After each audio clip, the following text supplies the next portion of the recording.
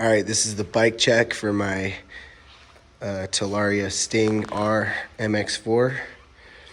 We have got some Warp 9 wheels with purple hubs and purple nipples and Nardo gray spokes. Manitou Dorado front forks.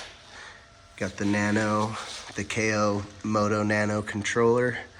Thrill Seekers bag. Warp 9 handlebars. Warp 9 solid bar mounts, Warp 9 stem lock, aftermarket headlight with 2 modes,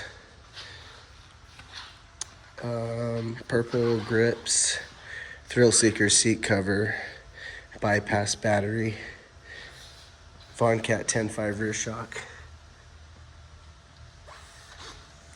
shock cover. And then on the back, I'm running a 48 tooth sprocket with an X-ring chain. Got the peg drop mounts that are 70-75 aluminum and Warp 9 foot pegs. Phone mount. That's it. Thanks for watching.